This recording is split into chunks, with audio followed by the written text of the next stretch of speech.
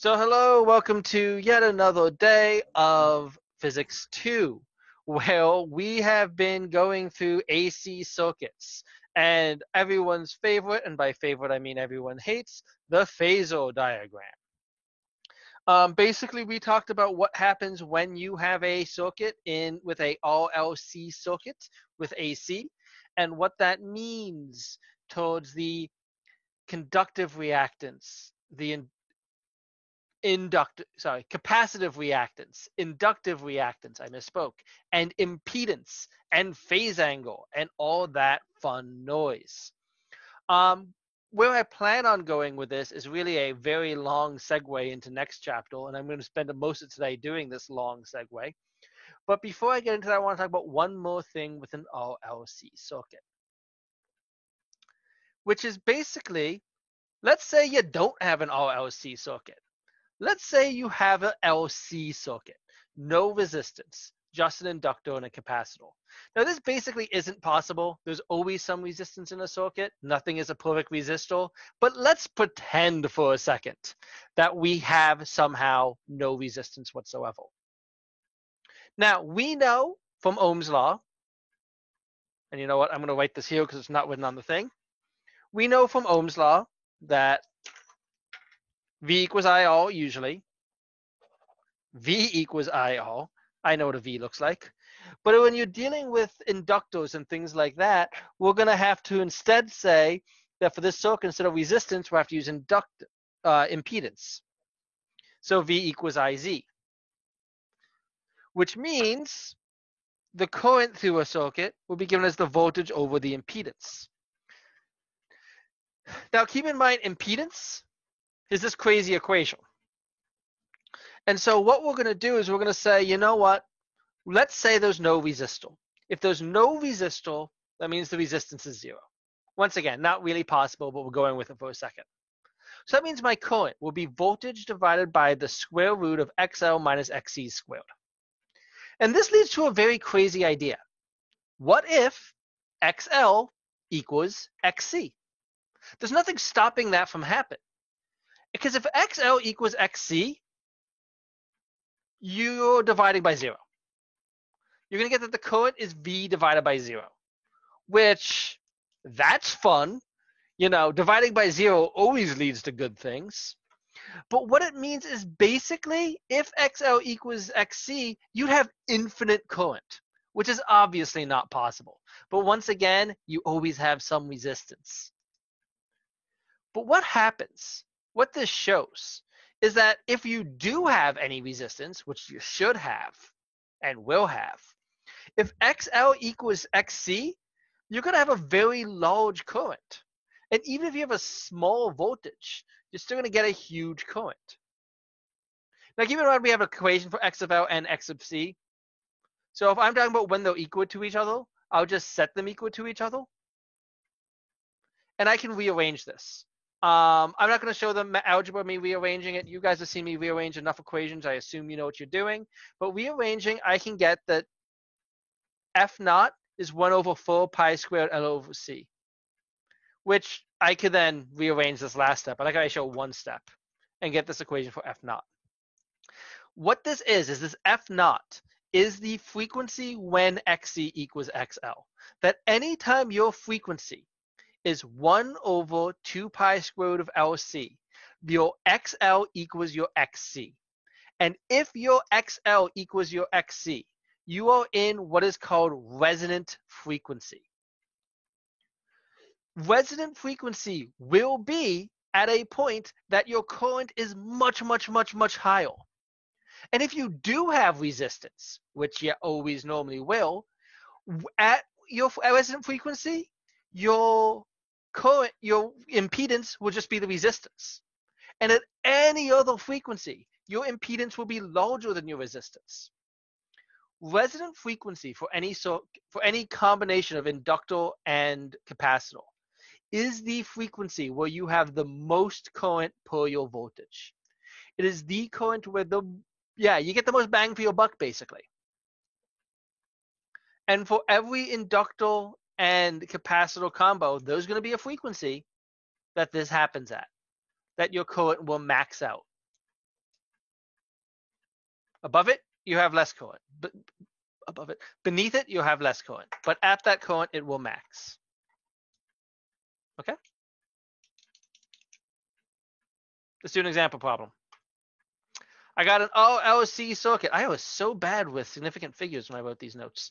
You have an RLC circuit with a 1 ohm resistor, a 2 microfarad capacitor, and a 10 Henry inductor connected up to a 0.1 voltage AC source. First question is, what's the resonant frequency? There you go. If I want the resonant frequency, I'll just plug into this equation. I do have to convert my 2 microfarads to farads, but that's easy enough. But I can plug in and get a value. And as I said, I apparently paid no attention to significant figures here. I'll have to go back and fix that. That's what it is. If you want your current at the resonant frequency, well, current is V over Z. But at your resonant frequency, as we were just saying, XL equals XC. So your voltage, they kind of cancel out. Your voltage, sorry, your impedance is just R at resonant frequency. Because if XL equals XC, you get the square root of R squared, which is R. And so your current is just your voltage over your resistance. That's your current. Okay? All right. Now, let's kind of jump topics a little bit. One other thing we got to talk about with AC. So let's say you want to, give electricity to the masses. We're going to make a big power plant somewhere, right?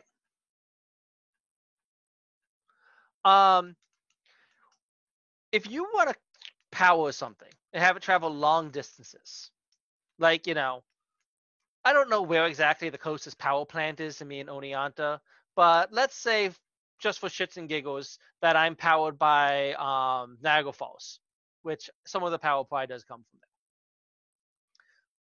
There's a generator at Niagara Falls, creates electricity. That electricity travels through high power lines to me at my house. Well, if you want to travel electricity long distance, even AC, you're going to have less of a power loss with high voltages. So what it is power lines outside house have really high voltages.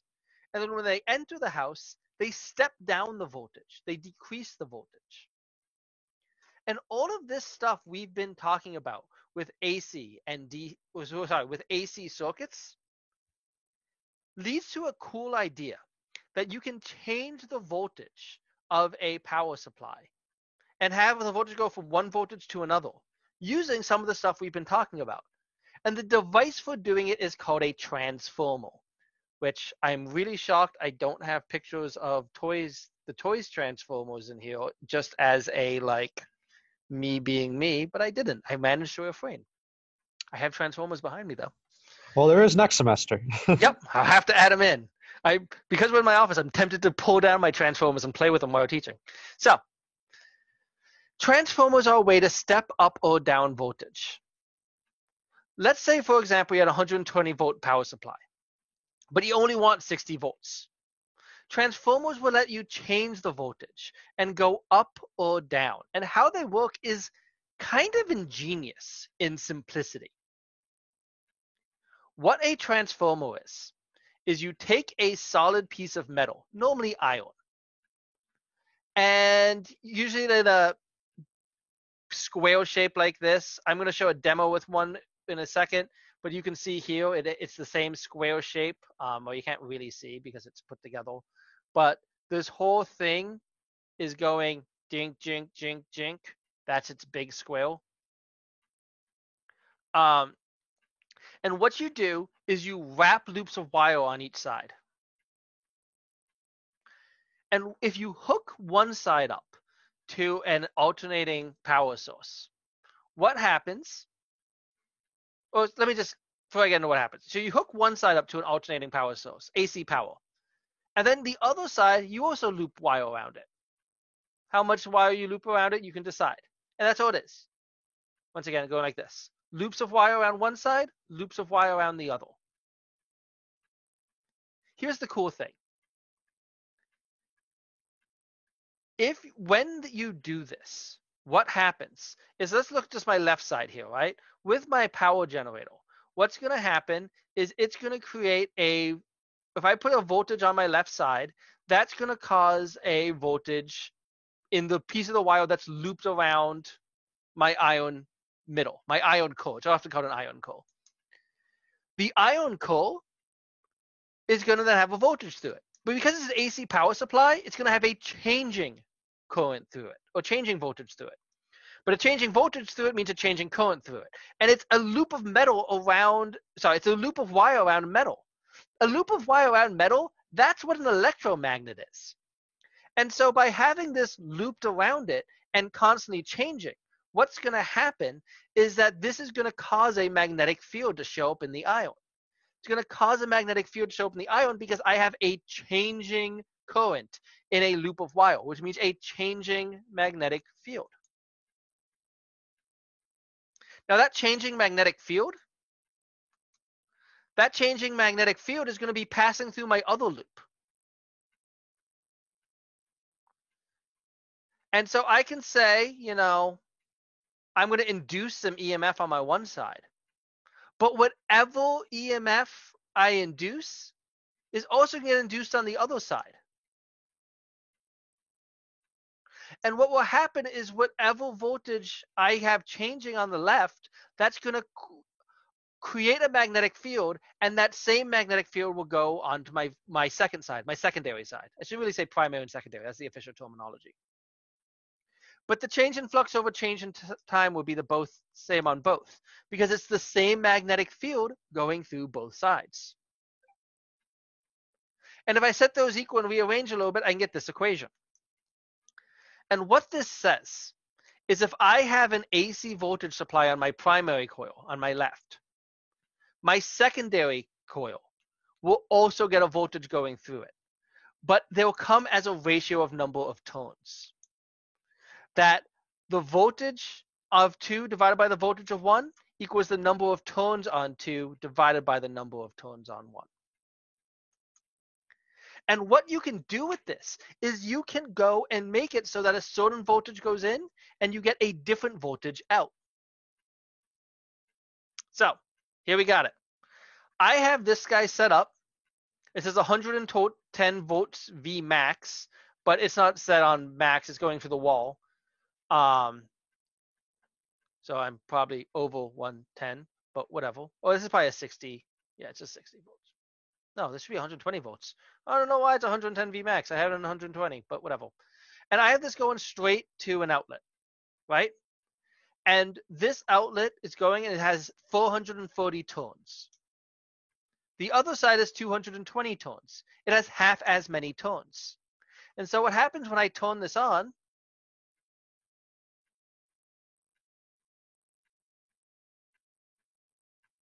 it was kind of fluctuating a little bit. I don't know why I didn't just leave it on for a second.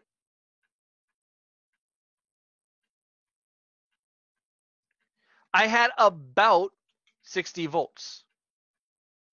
It was fluctuating a little bit because this thing isn't quite the nicest thing. But what I had is that my voltage cut in half. That when I put the 120 volts in, I got 60 volts out because I had half as many turns of wire. Likewise, now my right side has 440 turns. My right side has 880 turns. If I hook it up the same way,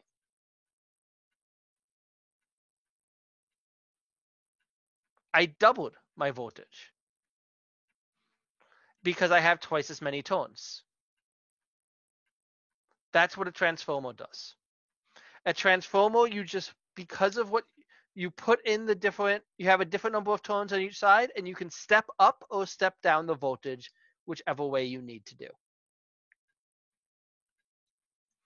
Of note, kind of an interesting thing, is that the power on both sides is always the same. This is kind of hard to see with P equals IV because the voltages are different, but because the voltages are different, the currents are still the same. Part of the reason the power has to be the same is just conservation of energy.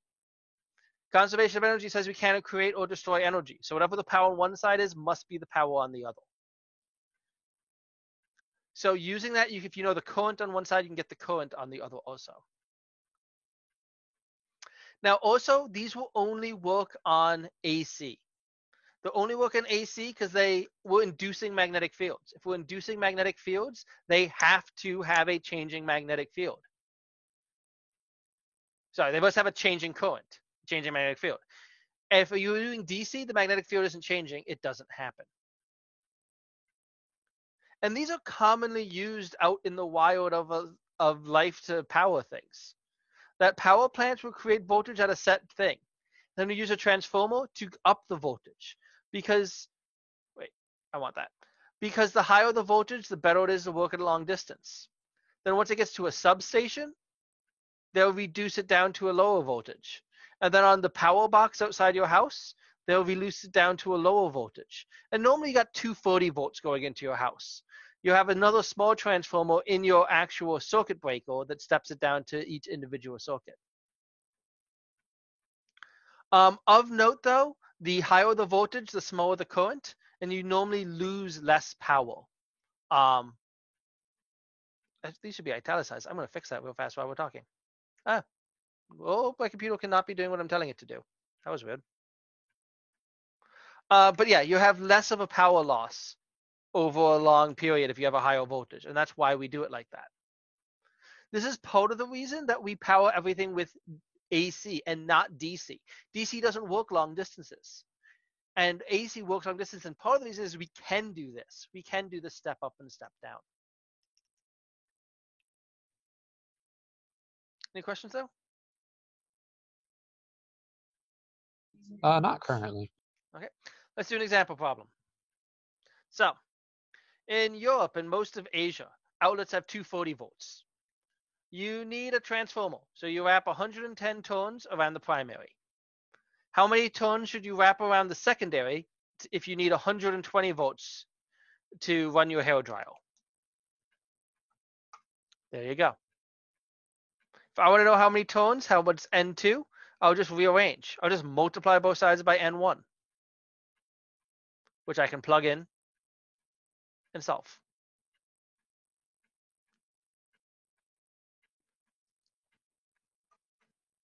Okay.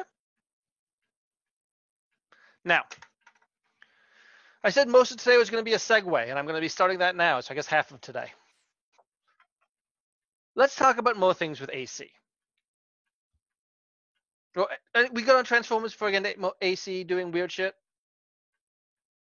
No questions. Okay. So AC current, right, is electrons going back and forth. Really doing slow, just going one way, going the other, going one way, going the other, going one way, going the other. And I mean, frequencies can be whatever, but like in the wall would be 60 hertz. That means it goes there and back 60 times in a second. But it's electrons going there and back 60 times in a second. So let's say we got an electron doing that. An electron going up, then down, then up, then down, then up, then down rapidly. If you have it doing that, what's happening is that the electron's basically in simple harmonic motion, right? And if it's in simple harmonic motion, if you go back to the stuff we taught there, it's going to have changing velocity as it goes. Because if it's going from here to there to back, it's going to be zero at the edges because it's going to be in between going left and right or right and left, and a bigger velocity through the middle.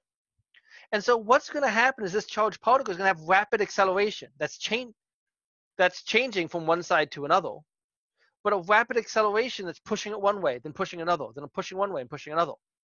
So that means it has a change in velocity happening a lot. If the velocity is changing, that means the energy is changing, right? Kinetic energy, 1/2 mv squared. And so if the energy is changing, therefore it must be getting this energy from somewhere. And what happens anytime a charged particle undergoes a rapid acceleration? It radiates energy. It radiates energy due to the change in energy of it accelerating. And so anytime a particle charged particles is dealt with AC voltage and it goes flying back and forth, it's going to radiate some energy. But what happens is this charging particle is going to cause, charged particles have electric fields, right? And this moving a charged particle is going to cause changing electric fields. And so you get something like I have here, which is when I have this AC power supply, I get an electric field that should be getting bigger in one direction, then smaller, then bigger the extra direction, and smaller, and so on. And we're going to have an electric field that is oscillating as a function of time. But here's the thing. Not only are we creating an electric field that's oscillating as a function of time because of gaining and losing energy, we also have a moving charged particle. And a moving charged particle, that's a current, basically. A moving charged particle creates a magnetic field. But because how it's moving is changing, that didn't go the way it was supposed to. Most of this is the same, just not the last line. The whole thing was supposed to move up. A moving charged particle means it's going to make a magnetic field. But because it's changing, it's going to make a changing magnetic field. And this changing magnetic field is always going to be perpendicular to the electric field. It's going to be perpendicular because it's following the right-hand rule. And so what happens is that anytime you have an AC voltage and you have charged particles, normally electrons, bouncing back and forth, you're going to create a moving electric field and a moving magnetic field perpendicular to it. Now, E and B will be perpendicular. And they're going to be E one way, B the other, oscillating. And it's going to be a traveling wave. A traveling wave, just another type of wave. Now, this type of wave that is made with AC voltage is called an electromagnetic wave. It is so called because it's electric fields and magnetic fields. And this whole thing, like everything we've been doing so far since we started magnetic fields in chapter 23, has been all about how electric fields and how electricity and magnetism are related. And really, electricity and magnetism is kind of the same thing, the way they work together. And this is just another step of that. That if you have an AC voltage, you create electromagnetic waves. And these electromagnetic waves, that's what light is. Light is a type of electromagnetic wave. It just is one that looks like this. And so the process of making an AC voltage will produce electromagnetic waves. Now here's the fun thing. Really, it's the process of having particles move. And spoilers, all particles are moving unless you're at absolute zero. So all things will be acting like this and will be radiating this electromagnetic waves. Right now, you are emitting electromagnetic waves because the particles in you are moving. And as they move, they'll oscillate back and forth. And as they oscillate back and forth, they'll make electric fields changing. And as they make electric fields changing, they make magnetic fields changing. And yes, I said that fast on purpose. But the process of making both those will put off this radiation. And all objects at all times radiate the electromagnetic spectrum.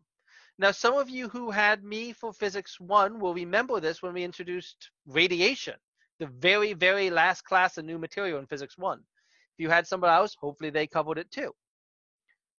This is why. It's because the electrons in your body are just moving back and forth, and all things are doing this. Now, to go even further with this, we know all magnetic field equations have this mu sub naught equation in it, right? Mu sub naught being the permittivity constant. And we know all electric fields were based off K sub E.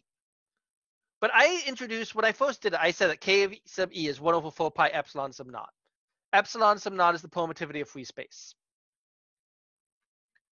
Really, most people don't use Coulomb's constant. They use epsilon sub naught. Just at our level, Coulomb's constant was good enough.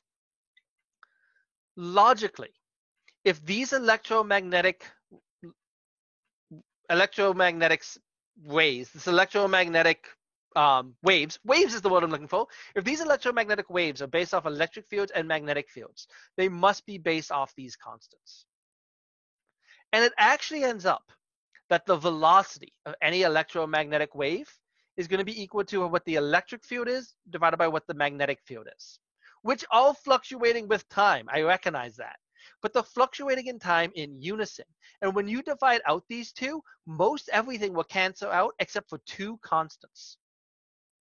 And the velocity of any electromagnetic wave will be given as 1 over the square root of mu naught times epsilon sub naught. Well, mu naught is the constant we use for magnetic fields, and epsilon sub naught is the one we use for electric fields. And if you do that math, you get a value commonly referred to as c, c being the speed of light. Where the speed of light is how fast an electromagnetic waves go. It's not just how fast light goes. We're going to get into that. That's coming. But this is how fast all electromagnetic waves go. And it's given as this, once again, 1 over the square root of mu naught times epsilon sub naught. And when you do that math, you get this number. And what you find is that the speed of all electromagnetic waves, normally given by the letter c, is 3 times 10 to the 8th meters per second. Now, I did make it that's in the next slide. Okay. Now, one thing to go back to real fast. The last time I really used epsilon sub naught, that equation, that was the first time I introduced it was the capacitors, right? And I said that, you know, the capacitance of a parallel plate capacitor, which actually you solved for epsilon sub naught in the second lab. I'm like, this is what it is, but if you put something between the plates, you get a different value of epsilon. That epsilon sub naught is just what to use in a vacuum. This equation assumes a vacuum. This equation assumes there is no air. If you're not in a vacuum, if you're in air or water or anything else or glass, that equation will be different because mu naught and epsilon sub naught are constants for in a vacuum. If you're not in a vacuum, you have to use mu and epsilon respectively, where mu and epsilon will have slightly different values depending on the compound. Now, for the record, I'm never going to have you solve it for anything with another mu or epsilon. We're just going to deal with vacuums. Well, that's not true. We're going to deal with not vacuums later on, but we're going to deal with not vacuums in a different way. But in all vacuums, everything travels. All vacuums, all electromagnetic waves travel at this speed c. For the record, in air, it's about the same. It's so close to the same. It's not noticeably different.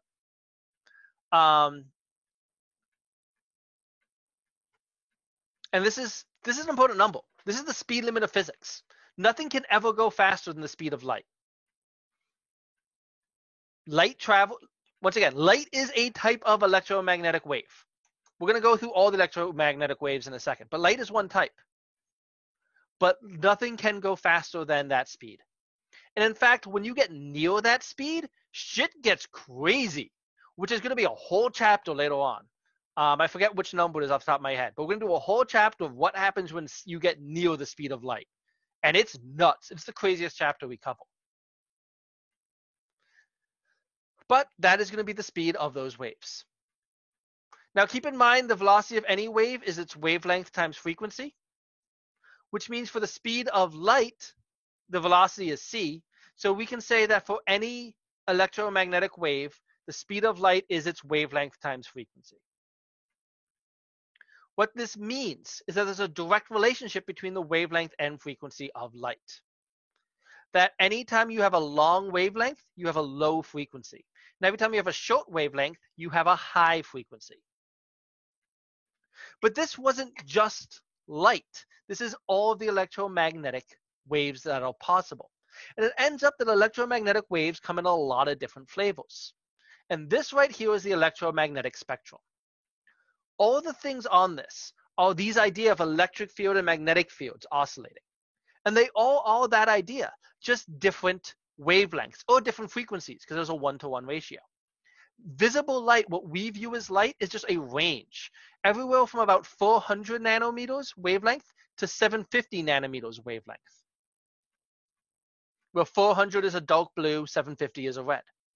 But radio waves, which includes Wi-Fi and Bluetooth, is the exact same thing at a different wavelength. Microwaves to heat your food is the exact same thing at a different wavelength. Infrared, ultraviolet, X-rays to like look at your bones, same thing, different wavelength. And it's just made by electrons moving back and forth, like in an AC circuit. And so there you go, electromagnetic waves. That just comes from AC. And it's this entire spectrum. Now, I'll often just say light instead of electromagnetic waves or waves. Mostly I say light instead of electromagnetic waves just because it's easier to say. Because really, officially, radio waves aren't light. Light is just the visible part. But it's that entire realm of things. So yeah, when we say light, we just mean what we can see. And actually, what we view as frequency, we see frequency or wavelength. When you look at different colors things, you're looking at different wavelengths of light. 400 nanometers is a dark blue. 750 nanometers is red. 450 is green. Orange is around 610. Okay. Also, weird thing, light can travel through a vacuum. All waves need a medium to move in except electromagnetic waves. Why that is a little crazy. We're going to get into that later on when we get into modern physics. But mostly it's because it's electric field and magnetic field moving. They don't need, electric fields don't need matter to move in, right? Like a sound wave, it's air molecules moving. A physical wave, I don't have my string here. A physical wave, like, is this string moving? But is the electric field and magnetic field moving? It doesn't need a matter. Now, it's kind of interesting what this does, because light can exist in any of these wavelengths, from red to dark blue. Normally in class, I'd hand out diffraction gratings and have you look at lights in the room. That's not happening here because I can't hand you things, but I'm going to kind of do it like this. When you see lights, most of the time, it's a combination of wavelengths. This room I'm in right now, this diffraction grating will separate light to the wavelengths, and you can see, and let me make this a little bigger. You can see when I put this here and I reflect the light from the ceiling that I'm getting a red to a purple. What it is white light, what we view as white light, doesn't really exist in normal wavelength form. I don't know why this is filmed in slow motion. And what it is white light, when you see white, is you are looking at a series. Let me get this in the right spot. I get it better eventually. There you go. White light, what it is a series of wavelengths, everything from the red to the dark blue that you're viewing at once. And that any color of light, anything glowing is normally a series of wavelengths that your brain interprets and puts together. So white light doesn't really exist. White is just all the colors at once. And in fact, most glowing things are just multiple colors. Pink light doesn't exist. Purple light doesn't exist. If you see them, it's because you're mixing various wavelengths.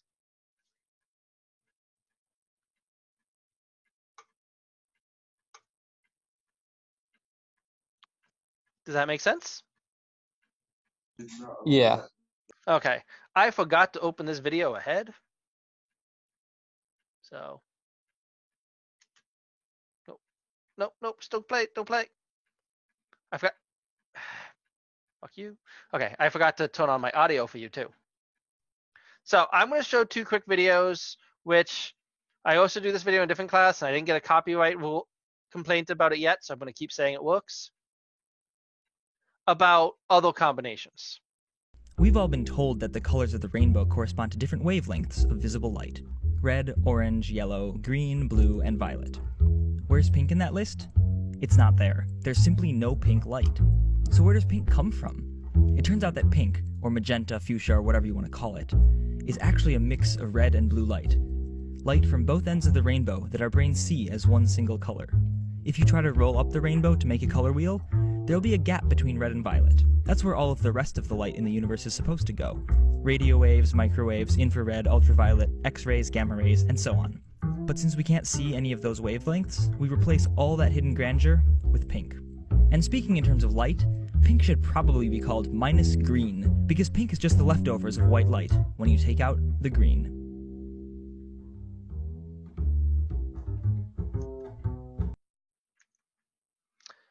So there's the pink, but the more interesting one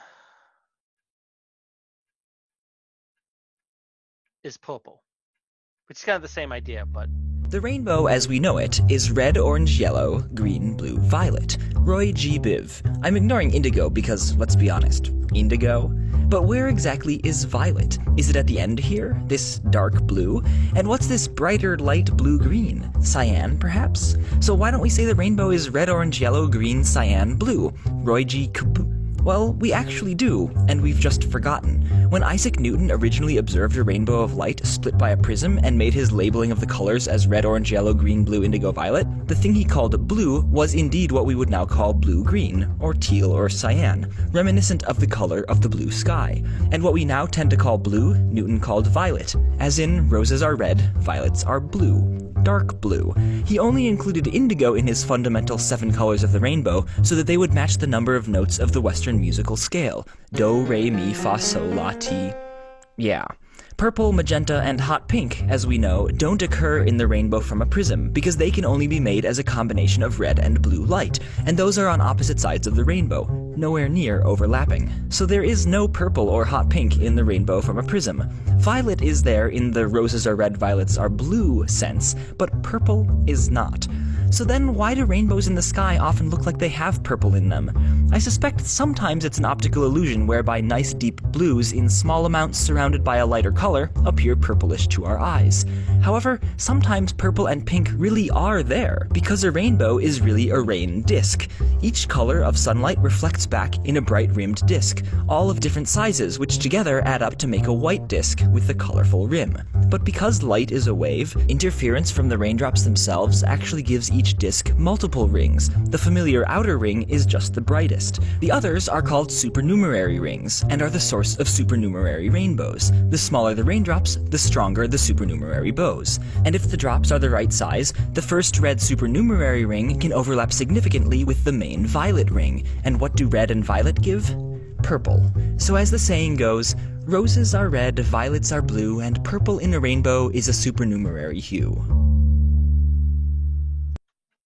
We're going to get in a lot more about the rainbows later on in the class, but there's the general idea. And you aren't really nuts. I'm not going to play this video. It's 20 minutes long. But why brown? Brown is its own mess on how brown exists. But that's the general idea. That if you have AC, a current or voltage, or just moving electrons, you're going to radiate electromagnetic spectrum. When you radiate electromagnetic spectrum, more commonly just called light, it makes light. Depending on how fast you radiate, that'll change the frequency, and depending on the frequency, that'll be what color it is. The slower something radiates, it'll be less energy, it'll probably not be visible, but you radiate, if it's hot enough, they'll vibrate faster, you can radiate in the visible spectrum. Okay? Now, before I end, and I got a lot of slides left, so it's kind of weird to say it like that, but I want to talk about something really kind of crazy about this whole ordeal. It's more about waves in general, but since I'm introducing light now, it seems like a good time to put it. And I'm going to start with not talking about light at all, so segues are horrible. What I'm going to end today with is what's called the Doppler effect. The Doppler effect was first proposed in 1842 by Johann Christian Doppler. And I've learned that my headset doesn't work really well for what I'm about to do, so I'm going to mute myself for a second. And I just switched my microphone. I don't know if that made me a lot quieter, but I'm now using my computer microphone. People can still hear me, right? Yeah. Okay, I'll switch. Weirdly, it's a little louder almost, it seems. Oh, all right. Well, I'll switch back in a second. I need it for this.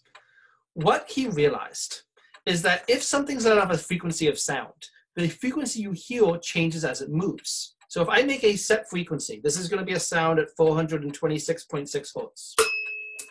If I have it move towards or away, and I don't know how well it's working because I'm trying this out and I can't hear what it's doing.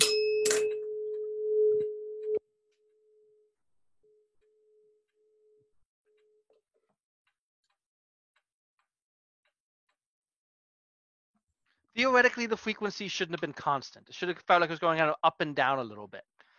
I don't know if it actually did. I'm trying. Yeah, I'm trying. I can make it work in a classroom. what he found is that if something has a set frequency, someone watching or listening to that frequency would hear a different frequency relative to the speed between the source and the observer. It was actually tested by, and I love this, but a different guy got a band to play in a train car and have them play a set note as the train went by and saw how the pitch changed. Because what we view frequency for sound is pitch. And what it is that if something moves towards you and it's emitting a wave with a set frequency, is that the frequency will seem larger.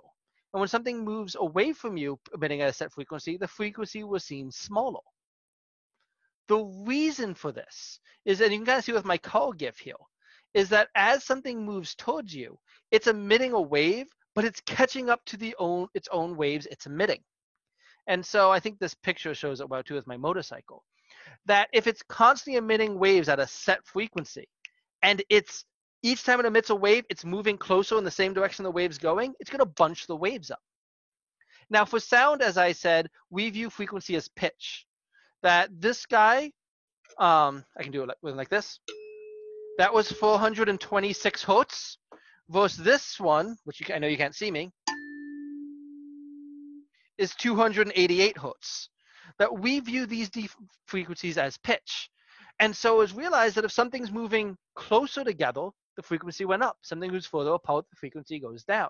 And it was given to this equation, that the frequency the observer hears, which I didn't actually write F sub O when I was saying everything.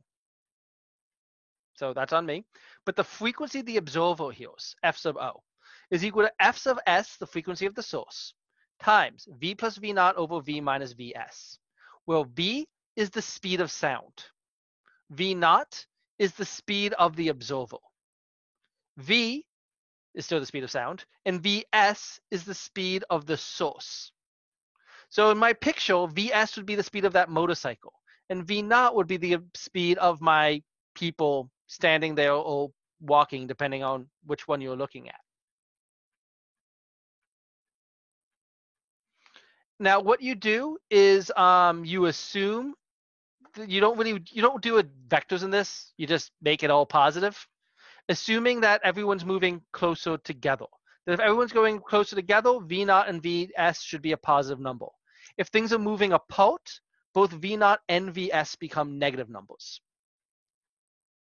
But we're not talking about sound in this chapter. We're talking about electromagnetic waves. And the thing is, this also exists in electromagnetic waves. Since electromagnetic waves, light, when you see color, what you see as color is just frequency. And it ends up that if something is moving towards you or away from you, the frequency of light it emits will be shifted. And for it to be a visible shift, it has to be moving pretty goddamn fast. But anytime something is emitting light and moving, it have a slight shift in frequency of its electromagnetic wave. Now, this is commonly referred to as redshift or blue shift, because if something is moving away from you, its frequency will go down. If its frequency goes down, its wavelength goes up. If something's wavelength goes up, that means it's going to move towards the higher end of a wavelength spectrum. Well, bigger numbers in wavelength is red. So redshift is anytime something's moving away from you, because its frequency is shifting to lower values, aka its wavelength is shifting to higher values. If something is moving towards you, you're going to have the frequency go up. If the frequency goes up, its wavelength goes down. This is just because still, as I had before, is that C equals lambda F, only the fanciest writing here. And so when something comes towards you, the frequency goes up, means the wavelength goes down. We call this a blue shift, because blue is the lowest wavelength we can see, and it's shifting towards that realm. Now, if I take that equation I had a second ago, I can then use that equation for, instead of sound, for electromagnetic waves. And this equation strangely changes. I'm going to have suddenly a square root introduced. Now, where this square root comes from involves a whole bunch of things with relativity, which we are going to do relativity in this class, but we haven't yet. So don't worry about where the hell this square root came from yet, since, as I said, the sound version did not have the square root. And so what we can say is that you can find what the frequency shift, be it a red shift or blue shift, or just what is the shift, just by saying anytime something's moving away from you or towards you, where the frequency the observer sees is going to be the frequency that the source sees times the square root of the speed of light minus v over speed of light plus v, where v is the relative velocity. It's not saying like the sound one, here's the velocity of the observer, here's the velocity of the source, because to do that, you need to measure relative to something. That for that other equation, we can do that because assume if someone's standing still on Earth, we can make that 0. But if we're dealing with things like this, we're normally dealing with astrological bodies. And if we want to look at the frequency versus a star, however many millions of miles away, how do you say who's moving in which direction? So we're just doing velocity relative to each other. Now, this equation only explains when they're separating. If they're coming together, our v's swap signs to give me both equations as so.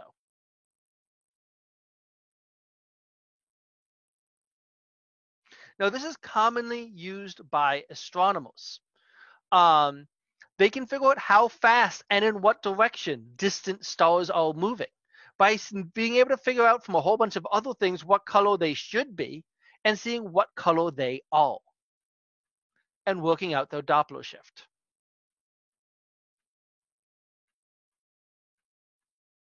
Which is all my next slide says. Astronomers use this.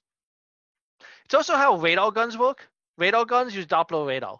They fire off something at a set frequency, it bounces off the car, comes back, and it measures the change in frequency between them. Okay. I only got 3 minutes left, but I have one example problem. I'm going to try to get through it quickish. Any questions there, though? No, I think I got it. Okay.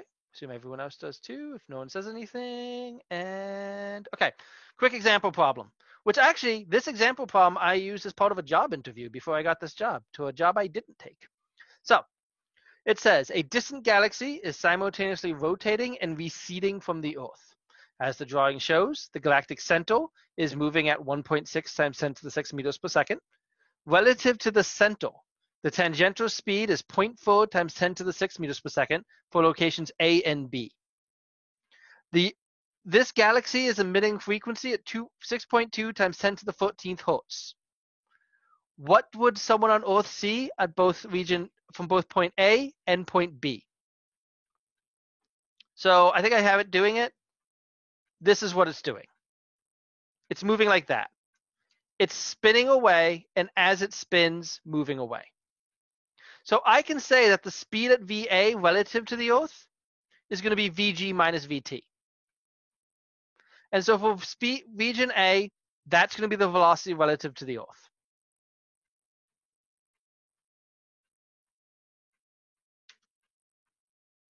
Well, we know the frequency on that it was emitting. We know the velocity relative to the Earth, and we can plug in the equation. It's moving away, so we're going to use the moving away equation. And we'll just plug in all those values and get a value. And you see, it doesn't change much. It's very small change. If I want to do point B, for point B, as it does this, it's moving both pieces in the same direction. That my tangential velocity and my v sub g are in the same direction there. So I'll add them up. And I'll use those values and plug into my equation.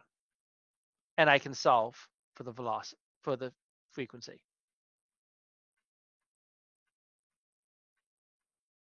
And what I can say is that the left side and the right side of this galaxy will show different frequencies. There are different frequencies representing to how fast it's spinning.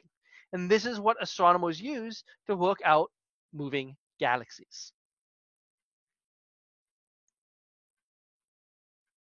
Okay? So that's 3:50. I'm about perfect on time. So all of this was us switching from talking about electricity and, more importantly, AC electricity, to starting to talk about light, the electromagnetic spectrum. And that's where we're going. We are done with electricity. We are starting next week with light and how light goes, aka optics. Before we get into optics, though, you do have a homework due tonight. You do have a lab due tomorrow. And we will do practice problems on Friday. But other than that, have a good day. Yeah, you too.